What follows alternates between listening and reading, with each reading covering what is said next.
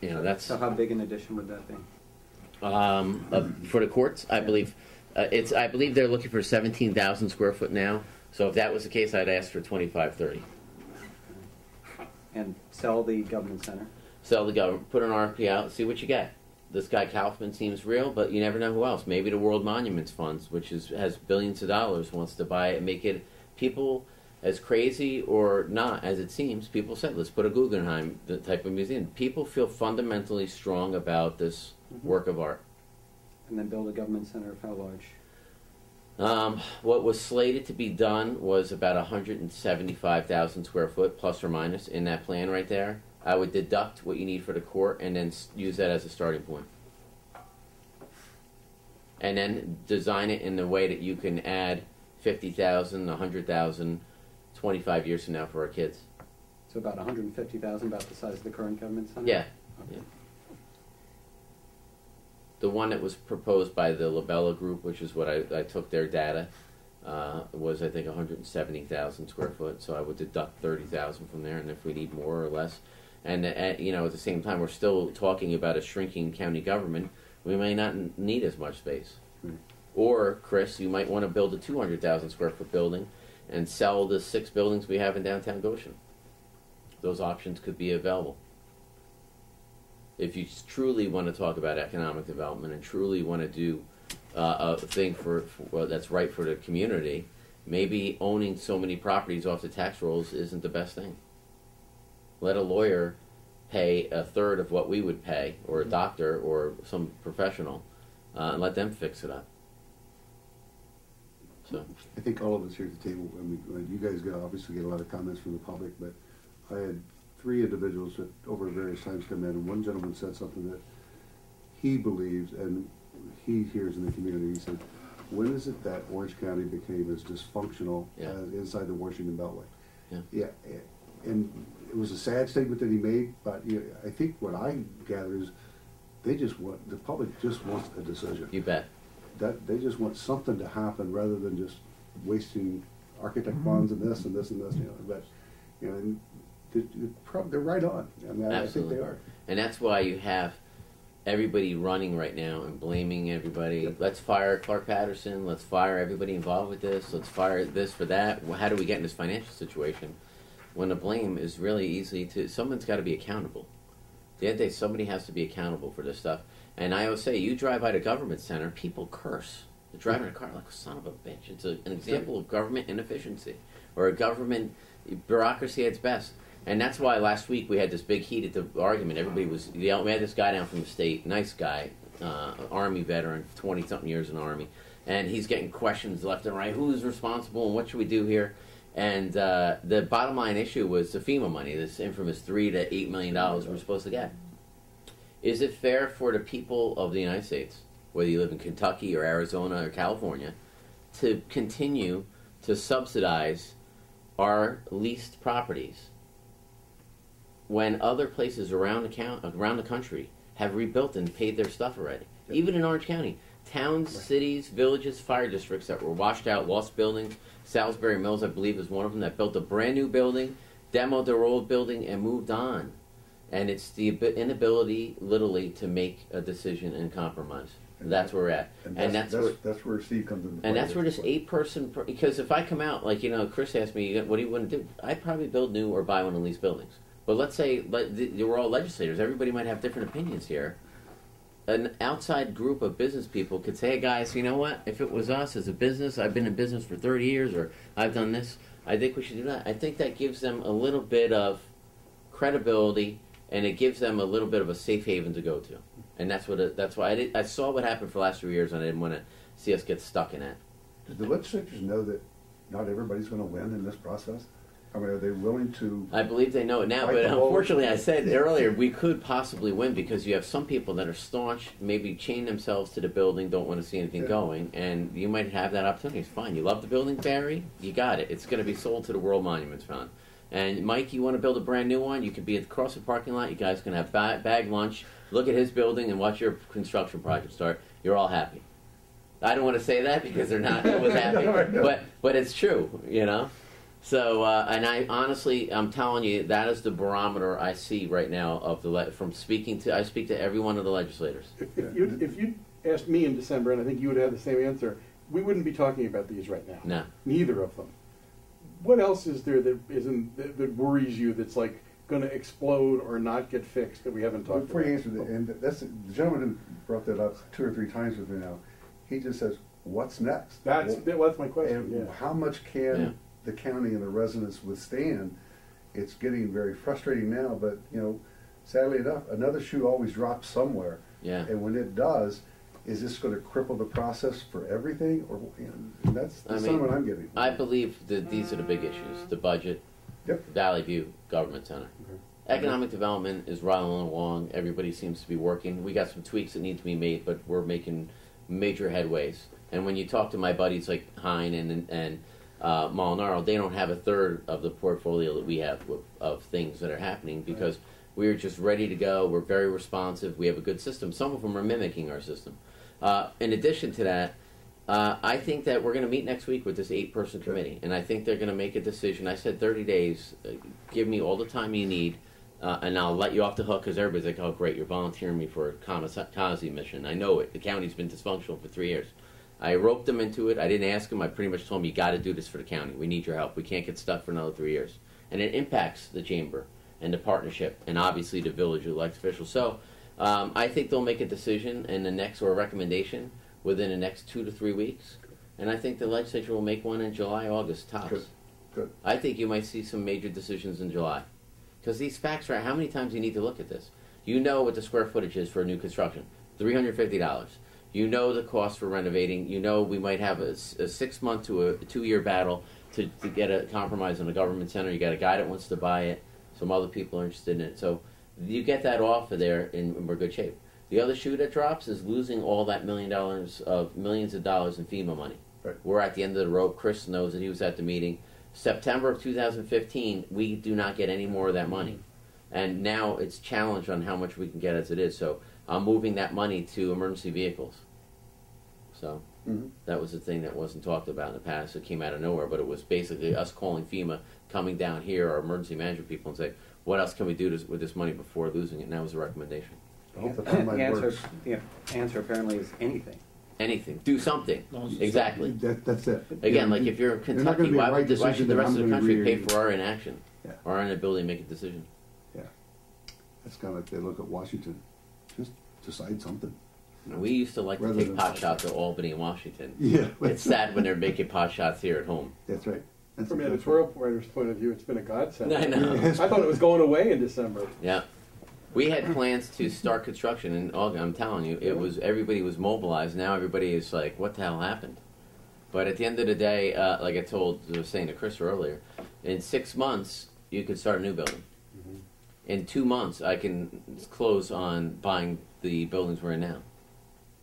But at the end of the day, you need people being willing to make a decision. You know, your paper, and it's justified, is all too happy to hold him accountable. He's the executive. But if you have a legislator who says, Mr. Executive, I don't believe your numbers. Well, okay, do you believe Moody's numbers? I'm not sure I believe that.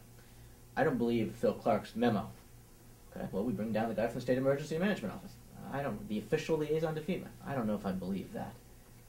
At some point, you've got to either realize that it's politics being played, and that delay just creates dysfunction, or you've got to say, why don't they believe this? They don't believe the deficit. They don't realize they can't balance their own checkbook. They took $40 million a year. Here's the numbers. Moody says it. SHPO says it. Our engineer says it. The emergency management guy says it. What's it going to take? Their accountant warned them. It's just overload for the public. I mean, they're to the point where They're frustrated. They're and done they with have it. learned to. and they right, wrong, or indifferent, they don't know which number to believe. Yeah. Because so many numbers have been thrown at them at so many different times. As a resident, you're just saying, geez, pick a number, do something. Yeah. Yeah, And I think what you can see is 2 things. Accountability. Nobody wants to be accountable. Look, you're there for 3 years. Ken, you're legislator for 3 years. Why the hell is there no building? You can't blame Chris and everybody else at the table. What the hell have you done? So that period of being able to understand or give you that understanding from the public is gone. And I tell you, the place where it's going to be the fundamental rubber hits the road is this fall in the budget process, because we're not going to fund anything. We don't have the money to fund this. But is there pressure to do anything? Do you remember Rap Rapelier Yeah, oh yeah. from Norwich? Rap, yeah. Rap in January every other January would give a little talk and say, "This is the happiest time to be a member of the New York State Legislature. Your next, election, your next, meeting with the public is never farther away." Yeah. These guys have 3 years to diddle around. What pressure is there? Here's the pressure. Ken, here's the pressure. Okay. Excellent question. It is politically, they don't have anything. They don't have to do their Right. pomp cards for 3 years. However, if you are in a city or a town that is going to be drastically impacted by major cuts in police, deputies are augmenting departments all over the county now. Mhm. Our special operations group is on a weekly basis kicking down doors and arresting bad people. Weekly basis. When you start cutting those numbers, when you start looking at social services agents that aren't allowed to go in and help caseloads, when you look at stuff that we're doing for reviews, every town is impacted. We have a planning office that has a quick turnaround for a review process. When those start stacking up is where they're going to start getting pressures. We need to see that too, though. Pressure to do what, though? You're not presenting any alternative to Yeah. that. You're saying that's going to happen. So what? So their lack of making any decisions, they don't want to cut any budget. The money's not going to be there. So you have 762. We're 60 down this year. We have 700 million, let's say, argumentally, to give out. That we have a deficit of 60 of that, 60 million. That money's not there. So a difficult decision. That's why Valley View was an attractive thing. It wasn't the end-all, be-all, but it was part of getting out there. It might save. Let's say you use Mike Sussman's numbers. Let's say 5 million, he says. I say 12, he says 5. That's between, his numbers are 100 employees. Maybe 10 of them are DSS. Maybe 5 of them are deputies. Maybe 10 of them are corrections officers. So somebody is going to have to suffer from this. But you're laying off at least 50 to 100 people on August 1st, Right. correct? But if Regardless of what happens with Valley. That's what I'm being told to do by the legislature, yes. Can you take any of the worst case scenario of the 600? Can you take any of those out of the Valley View? 400 and plus are from Valley View if you want to do it. But I mean, Valley View is off the can you table. reduce that workforce? You're really at minimums with contracts. Okay, that's what. It's very difficult. You can't touch it. You've got some health codes, you've got minimum staffing, and I just want to be clear, Chris, because you've asked the question, and he said it, but I want to make sure it's understood. Berkman and Brescia have said, prepare for 50 to 100 left. Ultimately, there'll have to be a legislative resolution to authorize that. Yeah, that's the problem. I Just can't. so- I just so can't clear. unilaterally lay off one person. He said he's talked to the legislative leaders, and I just want to make sure you understood what that means, that you ultimately need to have a resolution before you go do that. So all the other contracts under the Valley View that are under the government give you more latitude for laying off union people? No, it's So just that are- Valley View is it is governed and it is at minimum. It has minimums for staffing, So and the you- union contract, has minimum vacations and things. Or they do have special things. It's not the same. Right. They don't have the same exact rights or same benefits as a highway worker per se. They Okay. do on some things, but there are some standards that have been given away or that came with the contract now that I have got stuck with. So two-thirds of the 600 would be non-union, maybe? Throw a number, I don't know. You don't know maybe at this point right now. No, they're all union because if you go to They're all, okay. you go to sheriff step office, they're union. You go to the corrections, they're union. You go to OC up the road here, they're union. The only non-union would be some department heads that we'd have to consider getting rid of as well. What The about- only people I could say today are fired are department heads and deputy department heads, Okay. pretty much. The rest I have to get legislative approval for. Valley View is a member of the same union as DSS workers and the secretaries in the law department. Okay. It's all CSCA. So at the end of the day, I mean, just the money is not going to be there. Both parties have told me they're not going above the tax cap or raising taxes 10, 20, 30, 40% in order to pay for what we need to close that gap on. So that's why the layoffs seem to be inevitable. Does Valley View make it worse? Yes, arguably. Would it happen without Valley View? Yes. The way it's looking now, so we're hoping it. I don't want to see one person on the unemployment line, whether they work at Valley View or DPW or DSS or corrections. But it's a tough job, and if the times were what they are right now, Valley View, government center, budget crisis, I wouldn't be here right now. Mhm. I was elected because of what you said before. People have seen nothing happen over 3 years. Okay. And I am doing my best to muddle through that, and we will have decisions made. I think a year from now, it'll be a different situation we'll be sitting at. We would invite you anyway with all these problems. Yeah, happy. I would love to sit here and tell you about how many, ribbon cuttings I went to today, and orphans we saved from burning buildings. One of the things when we were looking at the old designs, I don't know how many designs there have been now, Chris, for the government center. One of the striking things, the individual legislature offices, the size of the new county executive office, which at one point had a shower in it. I don't know if the shower's still there or not. I don't have a shower at all. Okay. I didn't even have a bathroom when I got into this office. And we get criticized, by the way, for that. People say I moved the office there and all this stuff. The office was moved there on January 1st.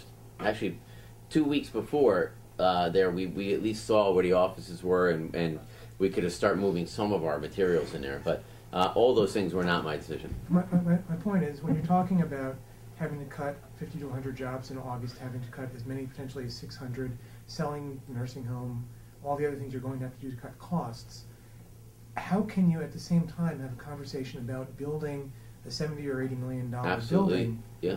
that's going to include, I mean, you can call them extravagances or not, for the people actually doing the voting and the Yeah. planning, while they're telling everyone else no raise for you. And it's a much bigger version of what you were saying earlier about bonuses for department heads Yeah. when they're cutting jobs.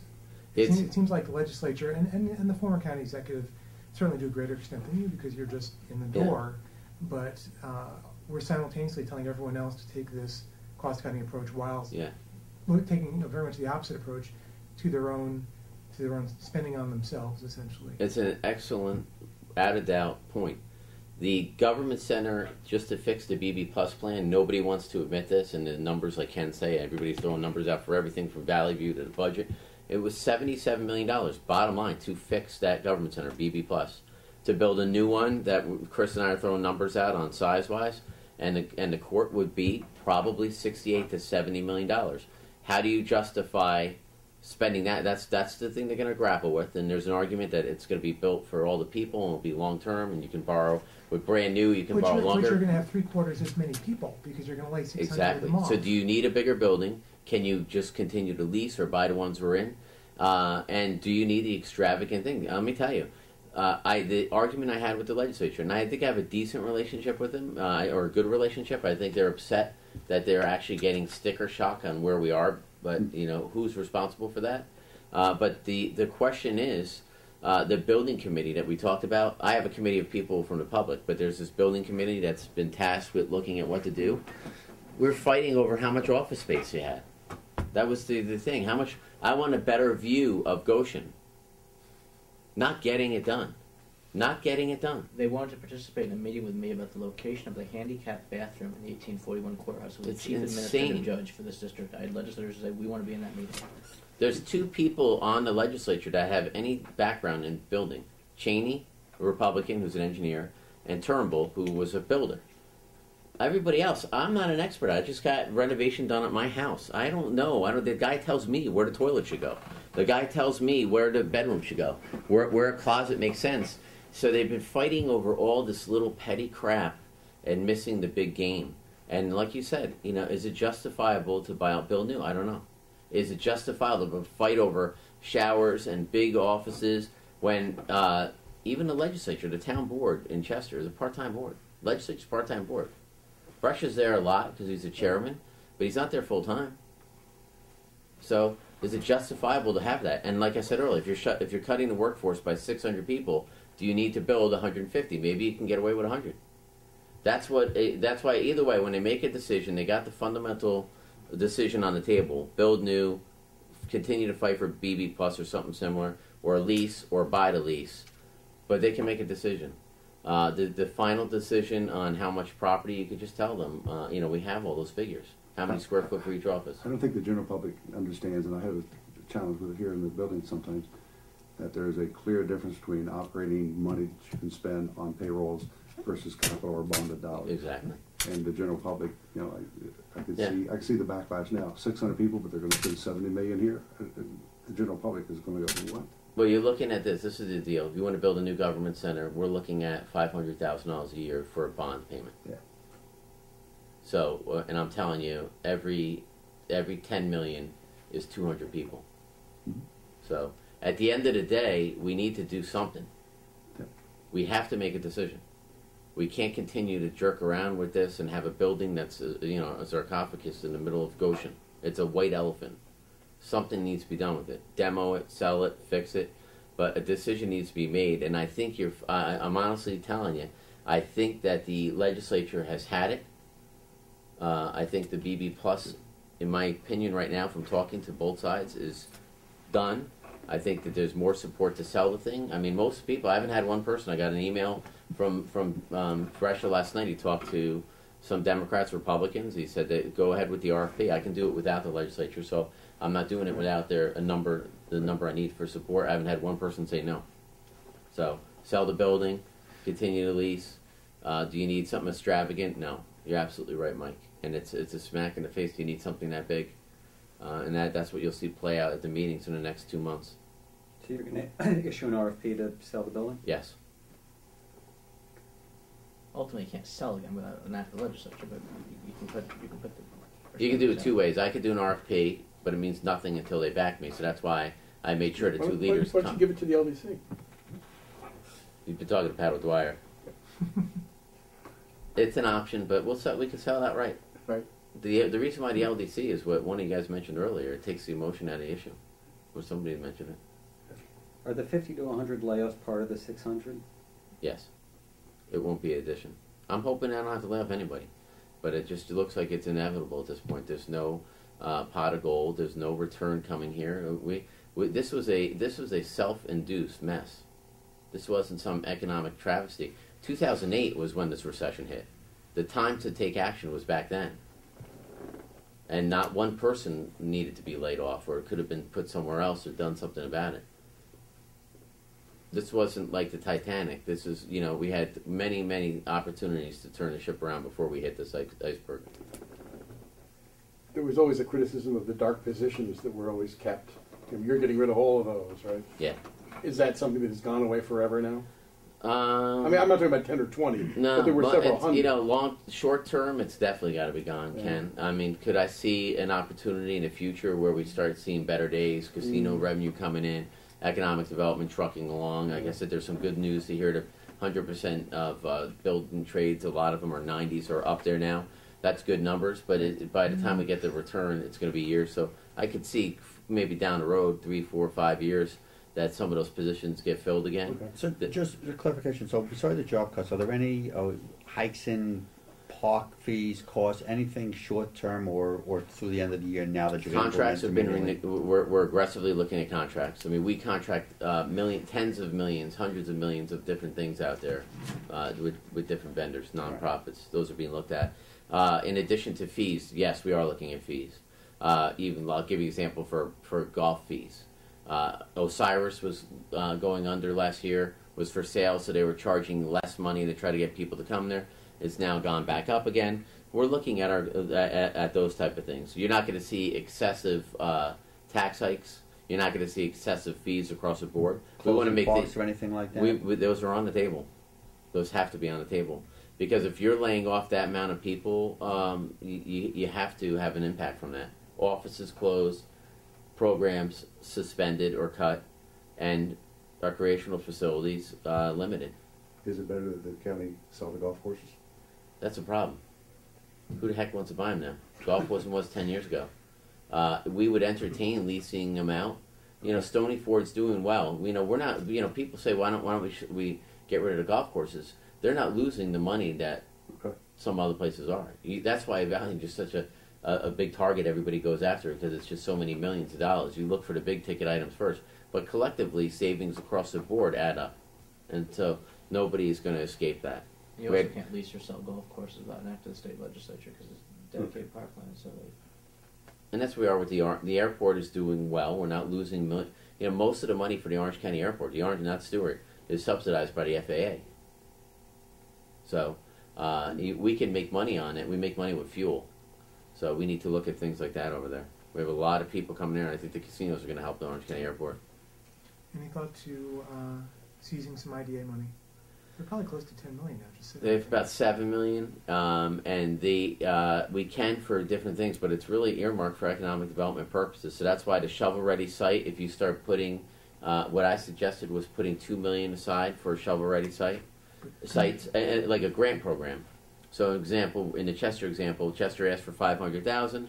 They give that to the Camp LaGuardia site, and then you have strings attached to it. Well, let's say you create 8 pads. When those 8 pads are done, you give the IDA the money back, maybe a little bit more, so you can have this revolving, growing fund. Gives the partnership and myself and the IDA a tool to have shovel-ready sites, and then at the same time you get money back in return. But the money has got to be limited for what they do. I'm saying, So, but what you're talking about sewer capacity, and you're talking about yeah, definitely, we're looking at definitely. You're right up the alley, and that you'll see a major infrastructure, I believe, applications coming before the IDA by the end of this year. We're working on now.